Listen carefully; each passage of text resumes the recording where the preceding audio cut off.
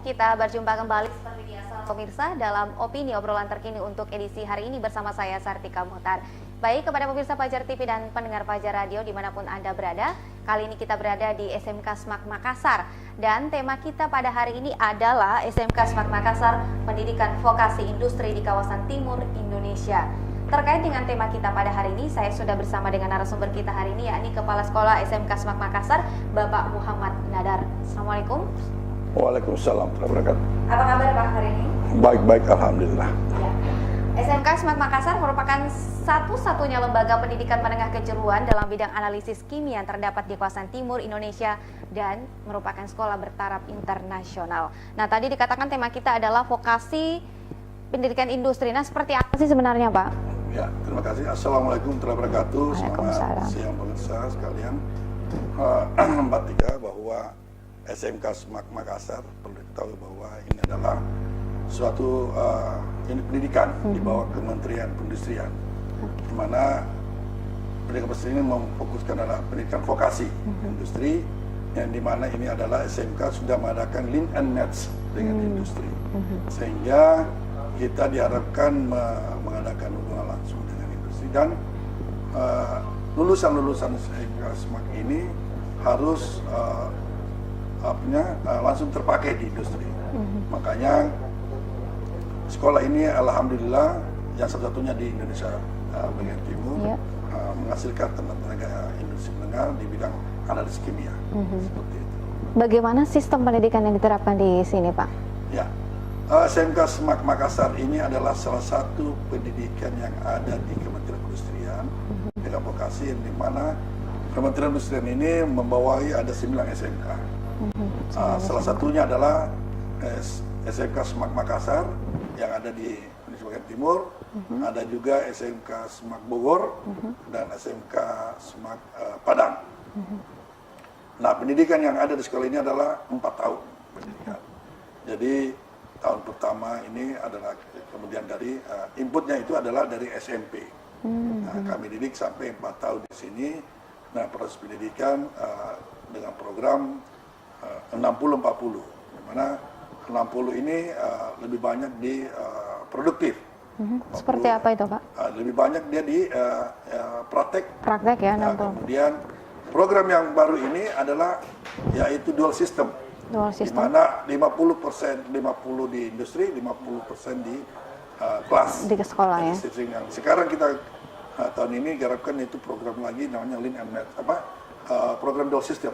Dual system, oke. Ya, di mana diharapkan di dalam 1 tahun pembelajaran itu 56 bulan di progresnya di industri, 6 bulan di sekolah. Sekolah. Ya. Jadi jauh lebih besar ya untuk proses-proses untuk peningkatan diharapkan skill. bahkan nanti 70-30. 70-30. Ke depan seperti itu, Pak ya? Ya, seperti itu. Sehingga lulusan-lulusan kita ini memang punya skill yang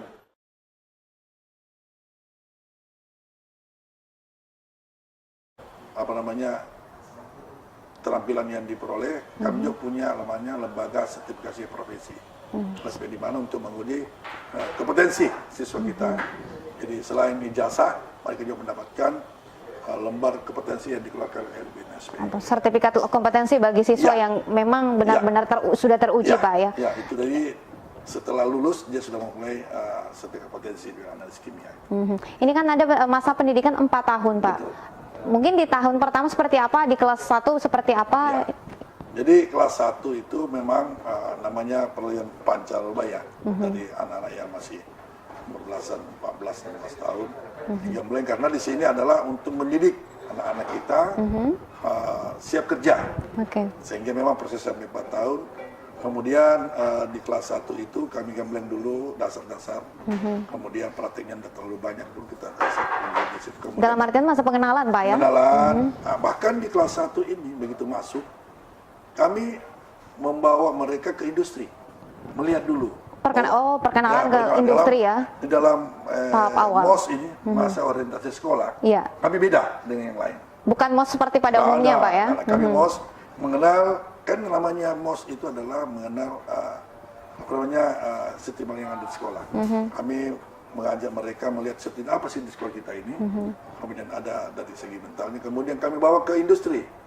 Kami bawa ke industri, melihat industri seperti apa, kemudian Anda akan terjun di industri itu.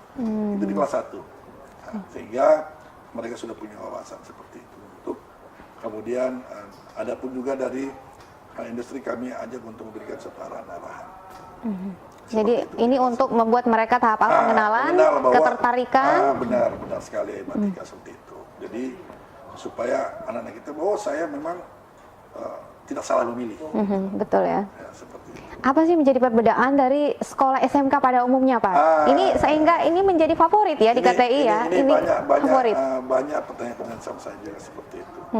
Mohon maaf bahwa memang kami diberikan oleh kementerian bahwa di dalam melunturkan kelulusan itu harus paling lambat 3 bulan setelah tamat itu sudah terserap minimal 90%. Dan itu kami penuhi, alhamdulillah. Kenapa? Nah, ini harus punya skill. Betul. Ya, skill. Kemudian itu tadi, selain kami punya lembar ijazah, kami punya namanya LSP. Ya, kami punya LSP namanya lembaga sertifikat profesi P1. Nah, kami sudah punya. Jadi sehingga anak-anak itu selain ijazah dapat sertifikat profesi. Yang kedua, kami meluluskan itu, kami juga menempatkan mereka di industri, mencarikan lapangan kerja. Sehingga anak-anak kita itu rata-rata masih di kelas 4 ya. Iya, betul. Sementara prakerja itu rata-rata sudah tertahan di tanah industri. Bahkan ya, mohon maaf, mungkin setelah keluar itu sudah ada beberapa yang langsung bekerja ya Pak ya. Ini berarti ketika kompetensi dari siswa tersebut sudah kelihatan pada masa prakering, itu sudah langsung terikat dengan kontrak kerja ya. Sebentar sudah tidak pulang lagi. Tidak pulang lagi. Nah, memang walaupun kami berusaha untuk sekolah kita adalah salah satu itu adalah kami mencarikan mereka kerja dan menempatkan mereka di industri itu. Dalam artian bahwa ini adalah perbedaannya sangat luar biasa karena ternyata tidak hanya setelah lulus dibiarkan begitu saja, tetapi pendampingan secara berkelanjutan setelah lulus. Jadi Pak ya. Kami selalu memantau, ada tim kan namanya di bagian Indonesia Industri, ada BKK, pusat kerja khusus, sehingga mereka terdata. Dan anak-anak kami punya, apalagi sekarang, ya betul, teknologi luar biasa, iya, betul. Ada Twitter, era digital ya Pak ya, semuanya lebih mudah. Sudah luar biasa. Jadi tidak ada lagi alasan untuk kami sangat bangga bahwa salah satu dukungan kita adalah kekuatan Desmak Makassar adalah kekuatan alumni saya. Alumni ini juga sangat banyak peranan-peranan di mana mereka sudah banyak tersebar di seluruh Indonesia ini, bahkan di luar negeri itu banyak yang berkomunikasi. Turut berkontribusi Pak ya terhadap adik-adiknya yang ada di sini. Bukan cuma mereka pengajar, tapi mereka mencarikan tempat prakerin bahkan ya, mohon maaf ya, mungkin bisa didengarkan anak-anak yang tidak ada keluarganya di sana, mereka tampung di suatu tempat di kos, dan mereka ya luar biasa. Berarti ikatan kekeluargaan dari alumni SMAK Makassar ini sungguh luar biasa Pak. Ikatan alumni kita yang luar biasa seperti itu. Ya tadi sudah dijelaskan sistem pendidikannya yang nggak cukup berbeda dari sekolah lainnya. Berapa jam pelajaran Pak sih dalam setiap hari di sini? Di sini itu kurang lebih setelah 8-9 jam ya. Sehingga apa? Mereka masuk itu pagi bahkan sampai sore di sini. Dan pelajaran kami itu sampai 5 hari. Senin sampai Jumat. Jumat ya. Sabtu itu kami ekskul. Kegiatan ekskulnya apa aja, Pak? Mereka mau olahraga, mau futsal, pol, band, kami siapkan semua. Kami adalah band, futsal ya depan segalanya, tapi mereka bisa latihan. Teater bahkan ada, dan alhamdulillah mereka banyak-banyak yang ikut lomba baris berbaris, dan ini sudah berpersiapan. Lalu di dalam kegiatan ekskul, SMAK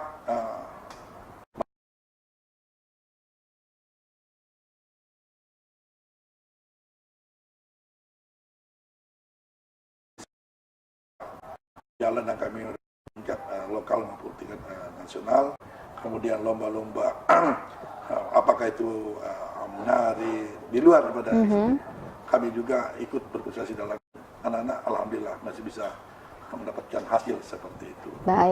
Baik Pak, kita masih akan melanjutkan perbincangan kita di segmen kita selanjutnya. Terlebih dahulu tetaplah di obrolan terkini. Fajar TV dan Fajar Radio.